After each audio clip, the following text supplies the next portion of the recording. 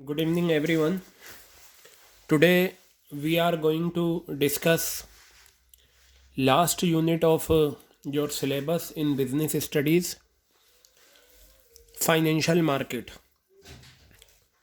Financial market is one of the important unit from examination point of view, and if you count the pages of this unit, it will be 6, 8, 10, 12, 14 pages का ये आपका topic है, बड़ा topic है और important topic है, कई बार exam में इससे आया है। बेटा ये फाइनेंशियल मार्केट में आप सीखेंगे, शेयर मार्केट का नाम आपने सुना ही होगा, स्टॉक एक्सचेंज का नाम सुना होगा, शेयर्स का ख़रीदना, शेयर्स का बेचना, ये सारी चीज़ें हैं, ठीक है। और किस तरीके से हम प्रैक्टिकली शेयर्स ख़रीद सकते हैं वो सब आप इसमें सीखेंगे, ठीक है। चलिए देखते हैं। आपको एक बात अच्छे से पता है, एक कंपनी जो होती है उसे फंड की ज़रूरत होती है, ठीक है। अब सवाल ये उठता है उस फंड का अरेंजमेंट कहाँ से किया जाए। एक ऑप्शन तो ये है, फंड का अरेंजमेंट करने के लिए आप बैंक से लोन ले लो, ठीक है, फाइनेंशियल इंस्टीट्यूशन से लोन ले लो, या पब्लिक से भी पैसा लिया जा सकता है। पब्लिक से पैसा लेने के कई सारे रास्ते हैं।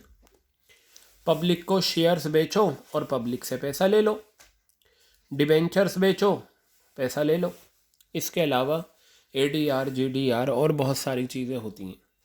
तो बेसिकली हम ज़्यादातर सीखेंगे शेयर्स के बारे में कि प्रैक्टिकली हम शेयर्स कैसे ख़रीद सकते हैं।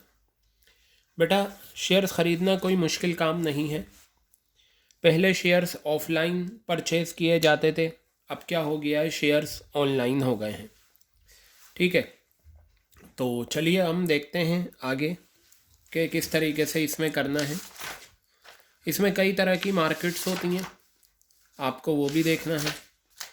फिर साथ ही साथ आपको ये देखना है कि जी किस तरीके से हम शेयर्स को ख़रीद सकते हैं, ये सारी चीज़ें हमें सीखनी हैं, ठीक है। तो बेटा अब सवाल ये है, एक कंपनी को शेयर्स बेचने हैं। क्या बेचने हैं? कंपनी को शेयर्स बेचने हैं। और मतलब जैसे मुझे शेयर्स ख़रीदने हैं तो मैं कैसे ख़रीदूँगा, ठीक है। देखिए पहले तो ये होता था कि ऑफलाइन परचेज़ होते थे, अब जो शेयर्स परचेज़ किए जाते हैं वो ऑनलाइन परचेज़ किए जाते हैं। शेयर्स ख़रीदने के लिए सबसे पहले ज़रूरी होता है कि हम उसका पूरा एक प्रॉपर ट्रेडिंग प्रोसीजर जो है वो हम क्या करें, जान लें। तो चलिए मैं सबसे पहले आपको दिखाऊंगा trading procedure on a stock exchange. Stock exchange पे ट्रेडिंग प्रोसीजर कैसे होता है। देखिए बेटा ये कंपनी है, ठीक है, जो अपने शेयर्स बेचना चाहती है, ठीक है, और ये इन्वेस्टर्स हैं जो इस कंपनी के शेयर्स ख़रीदना चाहते हैं। ये रहे बहुत सारे इन्वेस्टर्स हैं, ठीक है, ये आ गए बहुत सारे इन्वेस्टर्स और ये कंपनी है। अब सवाल मेरा ये है, जैसे हमें कुछ सामान चाहिए होता है, हमें ब्रेकफास्ट का सामान चाहिए या बिस्किट्स चाहिए या नमकीन चाहिए, कोल्ड ड्रिंक चाहिए, what we do, we go to a particular shop and we purchase whatever we want. Is it clear? इसी तरीके से अगर ये इन्वेस्टर्स हैं, इन्हें इस कंपनी के, मान लो ये कंपनी है एबीसी कंपनी, एबीसी कंपनी के शेयर्स ख़रीदने हैं, तो ये कोई के ये डायरेक्ट चले गए, लाओ जी एबीसी कंपनी हमें अपने कंपनी के शेयर्स दो, ऐसा नहीं होता। एक प्रॉपर प्रोसीजर होता है, प्रॉपर तरीका होता है ख़रीदने का, ठीक है। तो बेटा वो तरीका ही हम सीखने जा रहे हैं। होता क्या है, जो कंपनी बेचने वाली होती है उसके कुछ ब्रोकर होते हैं। ब्रोकर बोले तो मिडिल मैन, इन्वेस्टर्स ये परचेज़र हो गए, इन्हें ख़रीदना होता है, इनके भी क्या होते हैं, ब्रोकर होते हैं। ठीक है, हमें क्या करना पड़ता है, इन्वेस्टर और कंपनी आपस में एक दूसरे से डायरेक्ट लिंक नहीं होती। ठीक है, जो लेन देन होता है वो बेचने वाली कंपनी के ब्रोकर और ख़रीदने वाली कंपनी के ब्रोकर के थ्रू होता है। तो सबसे पहले क्या है, जैसे फॉर एग्ज़ाम्पल मान लीजिए मैं चाहता हूँ भाई मैं भी शेयर्स ख़रीदूँ, देखूँ तो सही आखिर ये होता क्या है। मान लीजिए आप में से कुछ स्टूडेंट हैं, वो ये चाहते हैं भाई हमें भी शेयर्स ख़रीदने हैं, हम भी शेयर मार्केट में पैसा लगाना चाहते हैं और पैसा कमाना चाहते हैं, तो बताओ हमें क्या तरीका है शेयर्स ख़रीदने का। सबसे पहले जैसे मान लीजिए मुझे अगर शेयर्स ख़रीदने हैं तो मैं अपने आप को सबसे पहले मुझे ब्रोकर को सिलेक्ट करना होगा। क्या करना होगा, मुझे ब्रोकर को सिलेक्ट करना होगा, अपने आप को ब्रोकर के पास जाकर रजिस्टर्ड कराना होगा। तो सबसे पहला स्टेप होता है ट्रेडिंग प्रोसीजर का, स्टॉक एक्सचेंज का, सिलेक्शन ऑफ ब्रोकर। ये ब्रोकर कौन होते हैं बेटा, सुनो, ये ब्रोकर इंडिविजुअल्स भी हो सकते हैं, ये ब्रोकर्स पार्टनरशिप फर्म भी हो सकती हैं, ये ब्रोकर्स कंपनीज भी हो सकती हैं, ये ब्रोकर्स बैंक्स भी हो सकती हैं, फाइनेंशियल इंस्टीट्यूशन भी हो सकती हैं। लेकिन हम सिर्फ उन्हीं ब्रोकर का सिलेक्शन करेंगे जो सेबी से रजिस्टर्ड हैं। सेबी का मतलब securities and exchange board of India. आगे पढ़ेंगे आप सेबी के बारे में। जैसे मैंने आपको बताया था, हिंदुस्तान में जो क्रिकेट की एक ऑर्गेनाइजेशन है बीसीसीआई, जो हिंदुस्तान में क्रिकेट को देखती है। ठीक है, सिमिलरली लॉ के प्रोफेशन के लिए बार काउंसिल ऑफ इंडिया है, जो पूरे लॉ के प्रोफेशन को देखती है। Medical council of India for medicine है। इसी तरीके से शेयर मार्केट को कंट्रोल करने के लिए एक ऑटोनोमस बॉडी बनाई गई है जिसका नाम है सेबी। तो हम अपने जो सिलेक्शन करेंगे ब्रोकर का, सिर्फ उन्हीं ब्रोकर का करेंगे जो सेबी के पास रजिस्टर्ड हैं। अब हमें पता कैसे चले कि हिंदुस्तान में, दिल्ली में कौन कौन से ब्रोकर्स हैं? तो बेटा आप गूगल पर जाइए और गूगल पे ये लिख दीजिए रजिस्टर्ड ब्रोकर्स इन दिल्ली। दिल्ली में रजिस्टर्ड ब्रोकर्स कौन से हैं, तो नाम आ जाएगा। बैंक्स भी होते हैं काफ़ी सारे, ज़्यादातर बैंक होते हैं, जैसे एक्सिस बैंक है, एसबीआई बैंक है और दूसरे बैंक, ये सब ब्रोकर का काम भी करते हैं। ठीक है, तो सबसे पहला स्टेप है हमारा शेयर मार्केट का selection of broker. The first step is to select the stock broker. हमें क्या करना होता है, स्टॉक ब्रोकर सिलेक्ट करना होता है। किसी को भी कर सकते हैं हम देखकर। हु विल बाय, जो खरीदेगा और बेचेगा सिक्योरिटीज़। बेटा यहाँ सिक्योरिटीज़ का जो मतलब है ना, ये वर्ड बहुत आएगा। इसका मतलब होता है शेयर्स डिबेंचर्स। क्या होता है बेटा इसका मतलब, शेयर्स डिबेंचर्स। तो सिक्योरिटीज़ वर्ड यूज होता है, but you have to keep in your mind के securities means shares and debentures. तो सबसे पहला स्टेप जो होगा, जैसे मैं क्या कर चाहता हूँ, मैं शेयर्स ख़रीदना चाहता हूँ, तो सबसे पहले मुझे एक ब्रोकर का सिलेक्शन करना पड़ेगा। जैसे 12th के बाद आप किसी कॉलेज का सिलेक्शन करते हैं कि मुझे इस कॉलेज में एडमिशन चाहिए, वैसे ही अगर मुझे शेयर्स में डीलिंग करनी है तो मुझे ब्रोकर का सिलेक्शन करना पड़ेगा, जो मेरे बिहाफ पर क्या करेगा। इन्वेस्टर कौन हो गया, मैं हो गया। क्यों? क्योंकि मैं पैसा इन्वेस्ट करना चाहता हूँ। तो मुझे एक ब्रोकर को सिलेक्ट करना पड़ेगा जो मेरे बिहाफ पर सिक्योरिटीज़ ख़रीदेगा और बेचेगा। मैं उससे कहूँगा कि इस कंपनी की सिक्योरिटीज़ ख़रीद लो तो वो ख़रीदेगा, मैं उससे कहूँगा कि इन सिक्योरिटीज़ को बेच दो तो वो बेचेगा, और बदले वो मुझसे कमीशन चार्ज करेगा, जिसे ब्रोकरेज कमीशन कहा जाता है। ठीक है, अब दूसरी लाइन में बताया कि आप शेयर्स या डिबेंचर्स यानी कि सिक्योरिटीज़ आप सिर्फ उन्हीं ब्रोकर्स के थ्रू खरीद सकते हो जो सेबी के पास रजिस्टर्ड हैं। तो बताया the trading of securities, securities का मतलब शेयर्स एंड डिबेंचर्स, ट्रेडिंग का मतलब ख़रीदना बेचना। तो सिक्योरिटीज़ की जो ट्रेडिंग है वो सिर्फ मुमकिन है किसके थ्रू, सेबी रजिस्टर्ड ब्रोकर्स, जिन्होंने अपने आप को सेबी के पास जाकर रजिस्टर्ड कराया है। क्लियर हो गई बात ये। दूसरा, अब ये बताया ब्रोकर्स कौन कौन होते हैं, तो बताया इंडिविजुअल्स भी हो सकते हैं ब्रोकर्स, पार्टनरशिप फर्म भी हो सकती हैं, कॉरपोरेट बॉडीज़ भी हो सकती हैं। मैं आपको कुछ नाम बताता हूं जो बहुत फेमस हैं। एक नाम शायद आपने सुना हो, रेलिगेयर। रेलिगेयर जो है वो ब्रोकर फर्म है, ठीक है, इसके पास हम अपने आप को रजिस्टर्ड कराते हैं। एसएमसी है एक, दरियागंज में आपको इसका ऑफिस मिल सकता है। रेलिगेयर हो गया, एसएमसी हो गया, शेर खान हो गया, ठीक है, ये काफ़ी जाने पहचाने क्या है, ब्रोकर्स फर्म हैं जो शेयर मार्केट में डील करती हैं। तो पता चला कोई भी इंसान हिंदुस्तान में डायरेक्ट कंपनी के शेयर्स नहीं खरीद सकता। उस इन्वेस्टर्स को क्या करना पड़ता है, किसी भी ब्रोकर के पास अपने आप को रजिस्टर्ड कराना पड़ता है, ब्रोकर का सिलेक्शन करना पड़ता है। हमें पता कैसे चलेगा कि दिल्ली में, हिंदुस्तान में ब्रोकर्स फर्म कौन कौन सी हैं? तो आप गूगल पे सर्च कर लो, आपको सारी लिस्ट मिल जाएगी। लेकिन वही ब्रोकर्स के थ्रू हम ख़रीद और बेच सकते हैं जिन्होंने अपने आप को सेबी के पास जाकर रजिस्टर्ड कराया है। तो ब्रोकर एक सिंगल पर्सन भी हो सकता है, पार्टनरशिप फर्म भी हो सकती हैं, इवन कंपनीज भी ब्रोकर्स फर्म होती हैं। होता क्या है, हम इन्वेस्टर हैं, हम शेयर्स ख़रीदेंगे बेचेंगे। तो जब हम शेयर्स ख़रीदेंगे तो हमारा ब्रोकर्स बता देगा आपने इतने में ख़रीदा और मेरी कमीशन इतनी। मतलब ख़रीदना और बेचना हमें कमीशन देनी पड़ती है। द ब्रोकर चार्जेस ब्रोकरेज और कमीशन फॉर हिज और हर सर्विसेज रेंडर्ड। ब्रोकर्स फर्म क्या करती हैं, अपनी सर्विसेज देने के बदले ब्रोकरेज कमीशन चार्ज करती हैं। क्लियर हो गई बात ये? तो सबसे पहला पॉइंट क्या है हमारा, वो ये है कि हम ब्रोकर का सिलेक्शन करें। बेटा ब्रोकर का सिलेक्शन करने के बाद हमें एक अकाउंट ओपन कराना पड़ता है शेयर मार्केट में डील करने के लिए, जिसे डीमेट अकाउंट कहा जाता है। क्या कहा जाता है? डीमेट अकाउंट कहा जाता है। और इस डीमेट अकाउंट के साथ साथ और दूसरे अकाउंट भी खुलते हैं, जैसे एक ट्रेडिंग अकाउंट खुलता है। डीमेट अकाउंट वो अकाउंट होता है जिसमें शेयर्स को इलेक्ट्रॉनिकली फॉर्म में रखा जाता है।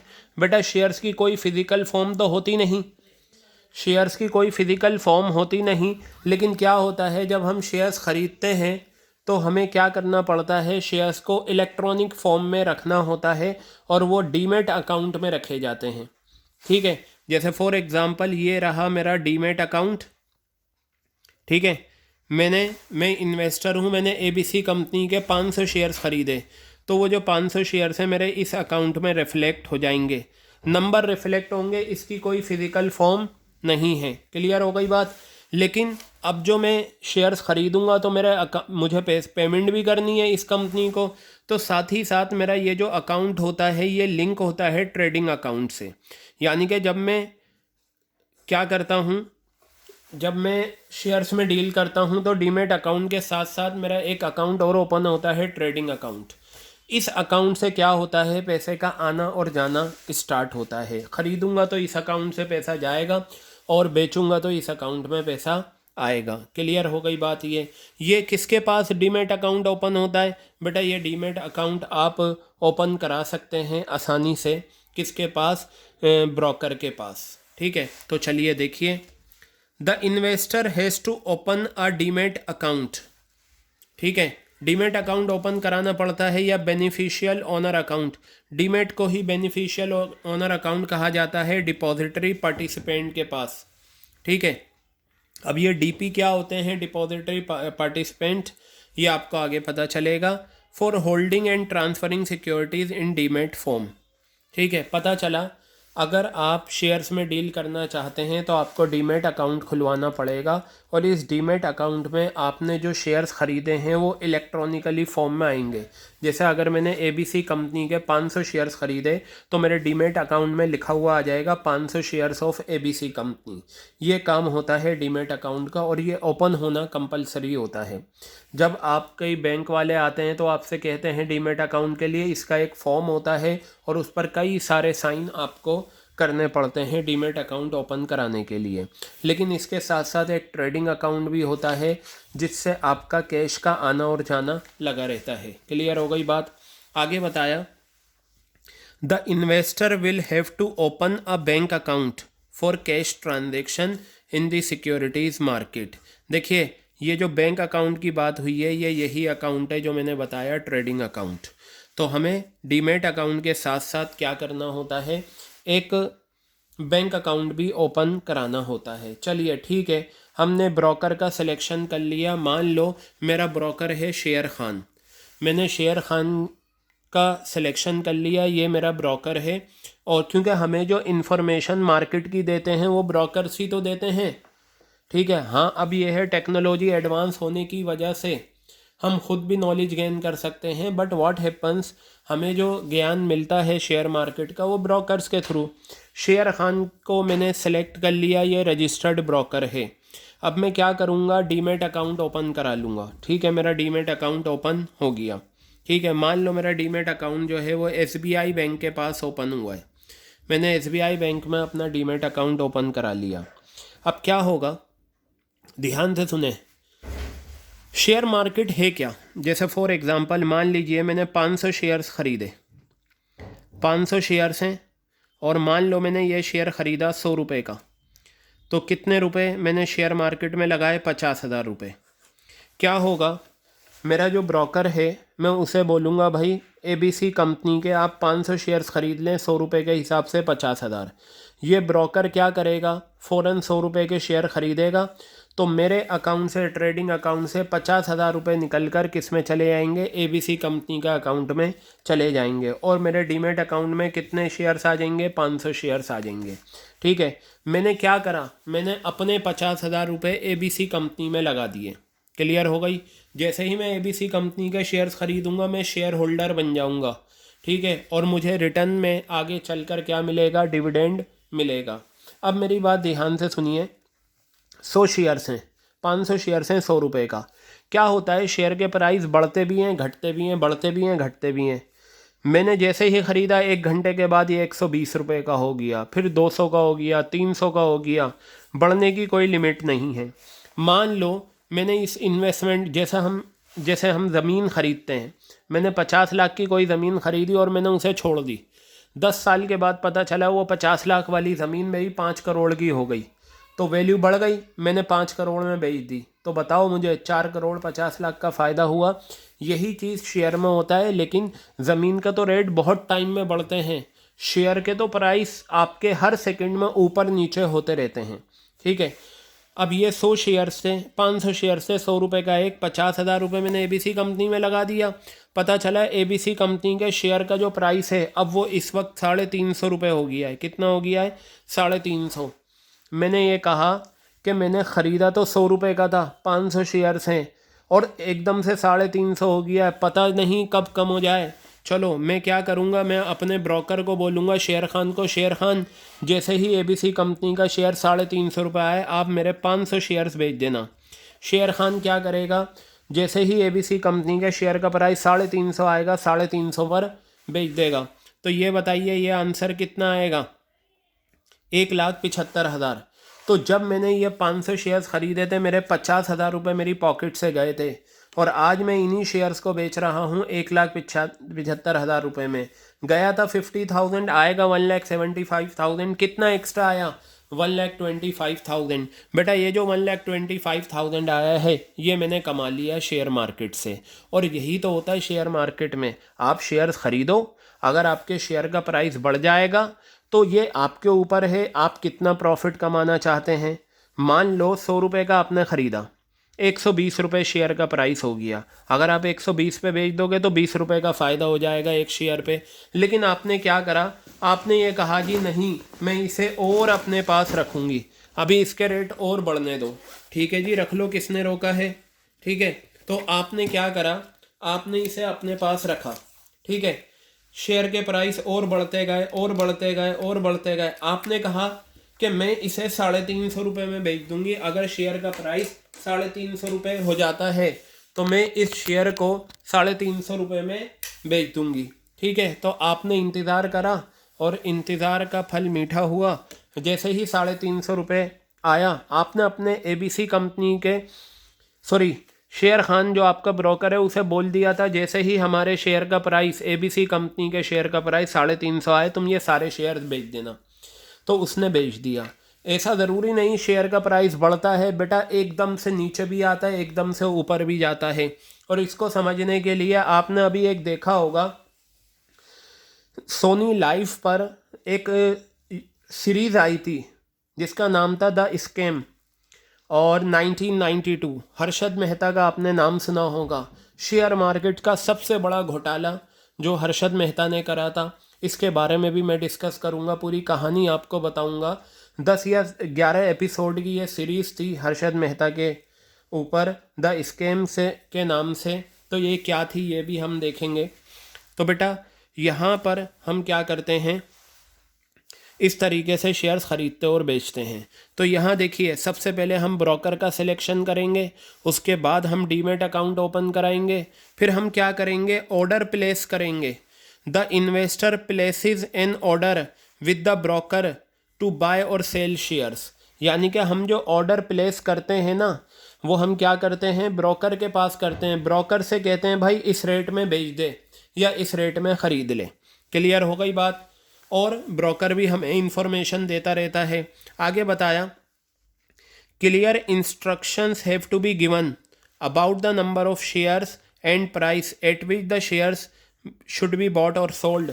हमें ब्रोकर को बताना होता है। अब देखिए, मैंने 100 रुपये का शेयर ख़रीदा था, ठीक है, 100 रुपये का शेयर ख़रीदा था। तो मैंने क्या कहा अपने ब्रोकर से कि ब्रोकर सुनो, क्या है यहाँ पर, क्लियर इंस्ट्रक्शन हमें देनी पड़ती हैं कितने शेयर्स और किस प्राइस पर हम ख़रीदना और बेचना चाहते हैं। मैंने अपने ब्रोकर से कहा, शेर खान से, शेर खान सुनो, जैसे ही ABC कंपनी का शेयर 350 रुपये आए, तुम 500 शेयर जो मेरे हैं सारे बेच देना। या हम ये भी कह सकते हैं कि सुनो, तुम 500 नहीं, तुम 300 शेयर्स बेच देना। मतलब हमें क्लियर बताना पड़ता है। क्या करना होता है, हमें बताना होता है अपने ब्रोकर को, और ब्रोकर उसी हिसाब से क्या करता है, आगे प्रोसीडिंग करता है। यहाँ बताया, an order confirmation slip is issued to investor by the broker. Broker क्या करता है, एक ऑर्डर स्लिप दे देता है, कन्फर्मेशन का हाँ ये ऑर्डर है। क्लियर हो गई बात। जैसे यहाँ पर बताया, buy 100 equity shares of Reliance, Reliance के 100 शेयर्स ख़रीदने हैं। ये हमने अपने ब्रोकर को, शेयर खान को बोला, ठीक है। प्राइस क्या होगा, फॉर नॉट मोर देन 500 पर शेयर। शेयर का प्राइस 500 रुपये से ज़्यादा नहीं होना चाहिए। मतलब 100 शेयर ख़रीद लेना, ठीक है, शेयर का प्राइस 500 से ज़्यादा नहीं हो, 500 से नीचे कोई भी प्राइस हो ख़रीद लेना। ये हमने इंस्ट्रक्शन दी क्लियरली, किसे, अपने ब्रोकर को। तो बेटा पहला हमने ब्रोकर के का सिलेक्शन करा। दूसरा, हमने डीमेट अकाउंट ओपन कराया, जिसमें डीमेट अकाउंट में सिक्योरिटीज़ इलेक्ट्रॉनिक फॉर्म में रखी जाती हैं, और उनको बेचने या ख़रीदने का जो लेन देन पैसों का होता है वो ट्रेडिंग अकाउंट से होता है। क्लियर हो गई बात। हम अपने ब्रोकर से कंसल्ट करके क्या करते हैं, शेयर्स को ख़रीदते हैं, बेचते हैं। देखो बेटा, कोई भी बंदा जो शेयर्स ख़रीदता है, ये ज़रूरी नहीं उसका शेयर का प्राइस बढ़े, एकदम से कम भी हो सकता है, ठीक है। चलिए आगे हम देखते हैं। 4th पॉइंट है, starting online matching share and best price, ठीक है। यहाँ पर बताया, the broker will then go online. Broker क्या करेगा, ऑनलाइन जाएगा एंड कनेक्ट करेगा main stock exchange and match the share and best price available. यानी कि जब हमने ऑर्डर प्लेस कर दिया तो ब्रोकर क्या करेगा, ऑनलाइन जाएगा और शेयर स्टॉक एक्सचेंज में देखेगा कि बेस्ट प्राइस कौन सा अवेलेबल है। क्लियर हो गई बात। चलिए अब आता है एग्जीक्यूटिंग ऑर्डर, यानी कि ऑर्डर को फुलफ़िल करने का वक्त आ गया है। किस तरीके से, ये हम देखते हैं। यहाँ बताया, when shares can be bought और sold at the price mentioned. देखिए, जो इन्वेस्टर होते हैं, जो शेयर होल्डर होते हैं, वो प्राइस मेंशन करते हैं। जो बेटा शेयर होल्डर होते हैं वो प्राइस मेंशन करते हैं कि किस प्राइस पर ख़रीदना है और किस प्राइस पर बेचना है। तो जब शेयर के प्राइस, जो हमें शेयर्स ख़रीदने हैं या बेचने हैं, वो प्राइस मेंशन हो जाता है, तो ये प्राइस जो है कम्युनिकेट कर दिया जाता है ब्रोकर के टर्मिनल पे, और ऑर्डर जो है इलेक्ट्रॉनिकली एग्जीक्यूट हो जाता है। ब्रोकर क्या करता है, इशू करता है कन्फर्मेशन स्लिप इन्वेस्टर्स को, ठीक है। क्लियर हो गई बात ये। अब क्या होता है, 6th point, issue a contract note after the trade has been executed within 24 hours, ठीक है। जब 24 घंटे में ट्रेड एग्जीक्यूट हो जाता है, ब्रोकर एक कॉन्ट्रैक्ट नोट इशू करता है। यानी कि मैंने क्या कहा, मैंने कहा शेयर खान से, शेयर खान ABC कंपनी के मेरे पास शेयर हैं, देखो मैंने 100 रुपये का ख़रीदा था, ₹350 का। जैसे ही शेयर मार्केट में इसका रेट आ जाए तुम इसे बेच देना, ठीक है, तुम इसे क्या करना, बेच देना। तो ब्रोकर क्या करेगा, मुझे एक कॉन्ट्रैक्ट नोट इशू करेगा, जिसमें क्या होगा, इस नोट में लिखा होगा नंबर ऑफ शेयर्स बॉट और सोल्ड। मैं बेचना चाहता हूँ तो इस नोट में लिखा होगा 500 शेयर्स जो मैं बेचना चाहता हूँ। प्राइस क्या है, प्राइस है ₹350। देखिए number of shares bot sold कितना है 500, प्राइस कितना है ₹350 पर मैं बेचना चाहता हूँ। डेट क्या है, मान लो जो भी डेट होगी जिस दिन हम बेचना चाहते हैं वो डेट यहाँ आ जाएगी। टाइम ऑफ द डील, किस टाइम पर ये डीलिंग हो रही है, और 500 शेयर्स बेचने के शेयर खान जो ब्रोकर है कितनी कमीशन लेगा, ब्रोकरेज लेगा, वो भी फिक्स होती है, ठीक है, उतना अमाउंट माइनस होकर हमें पैसा मिलेगा। क्लियर हो गई बात। तो ये सारी बातें किस में लिखी होती हैं, कॉन्ट्रैक्ट नोट में लिखी होती हैं। किस में लिखी होती हैं बेटा, कॉन्ट्रैक्ट नोट में लिखी होती हैं ये सारी बातें। क्लियर हो गई आपके ये। अब ज़रा हम आगे बढ़ते हैं और देखते हैं हमारा नेक्स्ट पॉइंट। तो पहला पॉइंट था ब्रोकर के पास सिलेक्शन, यानी कि ब्रोकर का सिलेक्शन आप अपनी मर्ज़ी से, अपनी नॉलेज के हिसाब से या इंटरनेट पर गो थ्रू करके आप देख सकते हैं कौन कौन से ब्रोकर्स फर्म हैं और वो क्या क्या सर्विसेज आपको दे रही हैं, ठीक है। ये करने के बाद आप डीमैट अकाउंट ओपन करा लेंगे, डीमैट के साथ साथ आपका ट्रेडिंग अकाउंट भी ओपन हो जाएगा। फिर आप ऑर्डर प्लेस करेंगे अपने ब्रोकर्स को ख़रीदने बेचने का, ठीक है। फिर ऑनलाइन जाकर वो करेगा प्रोसीडिंग, एग्जीक्यूट होगा ऑर्डर और कॉन्ट्रैक्ट नोट वो इशू करेगा। अब बेटा आगे के पॉइंट देखते हैं, delivery of share and making payment. चलिए यहाँ बताया investor has to deliver the shares sold और pay cash for the shares bought. Clear है। होता क्या है, अब यहाँ पर हम बेचना चाहते हैं तो इन्वेस्टर को शेयर्स क्या करने पड़ेंगे, जो उसने बेचे हैं डिलीवर करने पड़ेंगे। किसके पास चले जाएंगे, जिसे भी हमने बेचे हैं, या अगर हम शेयर्स ख़रीद रहे हैं तो हमें पेमेंट करनी होगी। ये सारा काम देखिए, this should be done immediately after receiving the contract note. होता क्या है, जैसे ही हमारा ब्रोकर हमें कॉन्ट्रैक्ट नोट दे देगा कि भाई देखो तुम बेचना चाहते हो ना 500 शेयर ₹350 में, ये लो मैं तुम्हें पेपर दे रहा हूँ और ये पेपर क्या है, कॉन्ट्रैक्ट नोट है। जैसे ही वो कॉन्ट्रैक्ट नोट हमें मिलेगा, हमें फ़ौरन क्या करना होगा, हमें ये 500 शेयर्स डिलीवर करने होंगे और ये काम फ़ौरन होना चाहिए कॉन्ट्रैक्ट नोट मिलने के बाद, ठीक है। या बिफोर द डे, उस दिन से पहले जब ब्रोकर पेमेंट करेगा और शेयर्स डिलीवर करेगा एक स्टॉक एक्सचेंज को, दिस इज़ कॉल्ड पे इन डे। मतलब या तो आप जैसे ही कॉन्ट्रैक्ट नोट मिले फ़ौरन क्या कर दो, शेयर्स डिलीवर कर दो, या एक दिन पहले करना है जब ब्रोकर्स को पेमेंट करनी होती है या रिसीव करनी होती है, इसे पे इन डे कहा जाता है। अब बेटा 3 पॉइंट और हैं इसके, ज़रा हम वो भी देख लेते हैं। क्या है वो, settlement cycle. Cash is paid और सिक्योरिटीज़ आर डिलीवर्ड ऑन पे इन डे, ठीक है। कैश पे किया जाता है जब, ये बताओ, हम शेयर्स ख़रीदेंगे तो हमें कैश पे करेंगे हम, ठीक है, और फ़ौरन सिक्योरिटीज़ हमें मिल जाती हैं। Which is before T+2 days as the deal has to be settled and finalise on T+2 day. अब ये देखिए T+2 ये क्या होता है, ये हम देख लेते हैं, ज़रा ध्यान से देखिएगा। पे आउट डे वर्किंग, ये क्या होता है, T+2 डे का मतलब होता है कि the exchange will deliver the share और make payment to the other broker, this is called pay out day. क्या होता है ये, पे आउट डे होता है। The broker then has to make payment to the investor within 24 hours of payout day as he has already received payment from the exchange। Clear है बात ये बेटा। अब आगे आ जाइए, delivery of shares. The broker then make delivery of share in electronic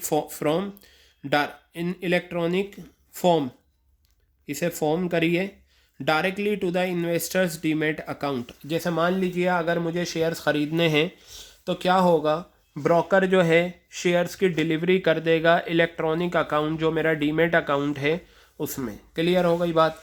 तो बेटा ये हमारे 10 स्टेप्स थे स्टॉक एक्सचेंज में ट्रेड करने के। यानी कि अगर हम स्टॉक एक्सचेंज में ट्रेडिंग करना चाहते हैं तो हमें ये प्रोसीजर फॉलो करना पड़ता है। क्लियर हो गई बात ये आपके?